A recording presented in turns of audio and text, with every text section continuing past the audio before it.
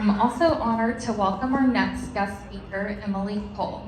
I met Emily through an organization called My Red Tent and learned about her son, Cameron. Like so many of us, it didn't take long for us to connect and become friends. Please join me in welcoming Emily Cole.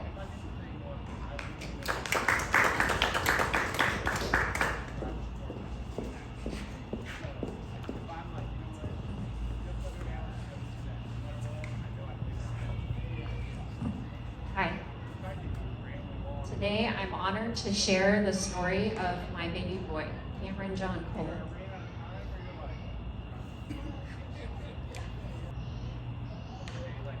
I rehearsed this 10 times and did not cry. Cameron was our first for a lot of things. He was my first pregnancy, he was our first baby, and he was our first boy. My pregnancy with Cameron started like any other pregnancy. My husband, Chris, and I found out that he was a boy at our 21-week ultrasound. We went on a baby moon shortly after that to California and made a lot of good memories with him. Then when I was about 27 weeks, I started having really bad back pain. I didn't know it at the time, but it was the start of preterm labor. So a few days later, I was hospitalized and told that my cervix was so thin that I wouldn't be leaving the hospital until after the baby was born. I was scared, but everyone at the hospital and my doctor made me feel positive about the outcome. I had no reason to believe that we wouldn't have Cameron with us for the rest of our lives. For the next 2.5 weeks, Cameron stayed put, and we were grateful. But on November 16, 2017, when he was exactly 30 weeks, Cameron was born. He weighed 3 pounds, 7 ounces. 3 pounds, 7 ounces was rather large for a baby born at 30 weeks, and I thanked my husband for that, who was over 10 pounds when he was born. Although we'd had 2.5 weeks to talk about it, we didn't have any names picked out. We discussed a short list of names when we found out Cameron was a boy, but couldn't agree on anything. By his 3rd day in the hospital, the pressure was on to choose a name. We revisited the list, but none of the names seemed to fit. So I said, okay, Chris, just get out your phone and let's go through the alphabet and look up baby boy names one by one, starting with A. We came across the C's and to the name Cameron. Oh, I thought Cameron Cole has a nice ring to it. I didn't know what Cameron meant at the time. So then I asked Chris to look it up, and he said it meant crooked nose. This might not be the perfect fit for most babies, but Cameron had his face pressed up against the top of my belly for over a month, and when he was born, his nose was smushed to one side. My husband and I still grieve the fact that we don't get to hear his name every day. Over the next several days, they ran a lot of tests and nothing unusual popped up. He was seemingly healthy. He just needed time to grow in the NICU and learn how to feed. And although the days in the NICU were stressful, we were very fortunate to get to spend 3.5 weeks with him. We got to bathe him, we got to feed him, and we got to hold him. We loved looking at Cameron's blonde hair. He started smiling after about 2 weeks, which was amazing. We tried to cherish every single moment. Then on December 10, something was wrong. Before we could process what was happening, he died of sepsis in the span of less than 12 hours. The immediate days and weeks following Cameron's death were a blur of tears and funeral arrangements, lots of angry feelings, but mostly I just wanted answers. Some of the more persistent questions I had were, how did this happen? Why did this happen? How could God let this happen? What could I have done to prevent this? The most helpful thing I did, although I didn't know the impact it would have at the time, was reaching out to Katie Schliebe. Katie was referred to me by a friend. I'd been at a few parties with her, but didn't really know her.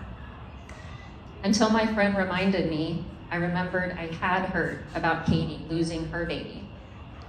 Katie lost her firstborn baby boy, Hudson, to a court accident in 2015.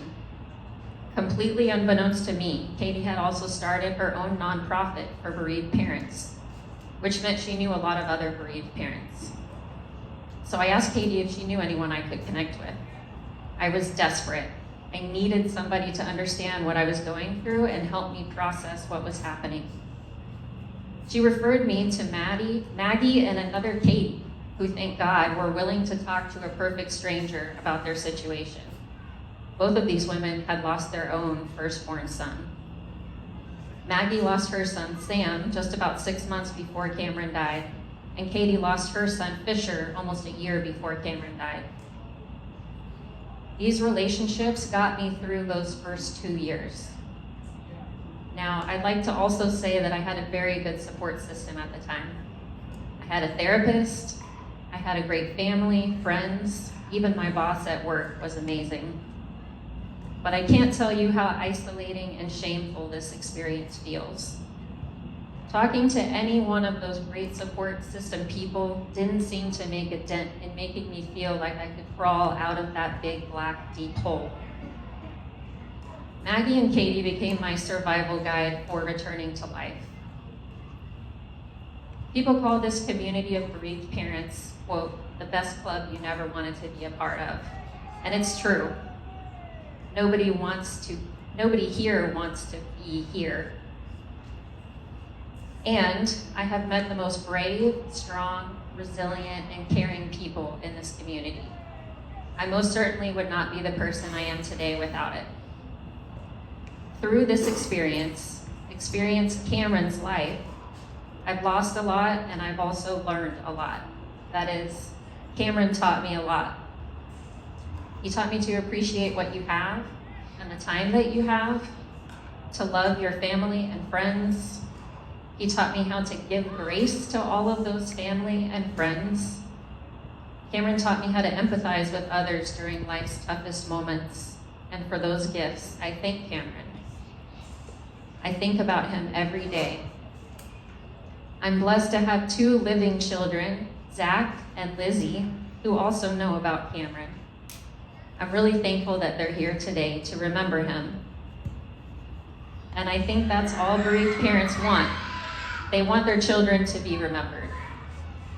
So I'm telling you my story today to help others feel less alone, just like Maggie and Katie did for me. To help others make the re-entry to, quote, normal life less horrible. I think Cameron would be proud of that. In closing, I'd like to leave you with a lighthearted poem I wrote about Cameron. It's called November 16. Of all the dates burned in my brain, November 16 is the sweetest. When you came along and made me a mom, I thought you were the neatest.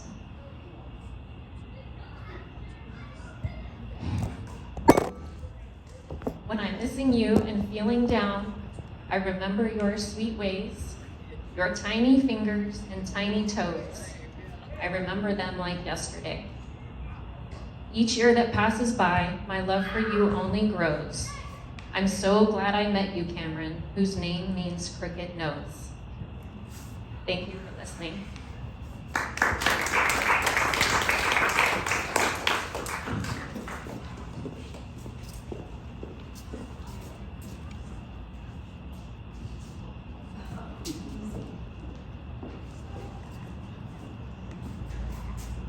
Thank you so much, Emily, for sharing some of Cameron's dear story with us. Very beautiful. I don't believe you wrote that poem.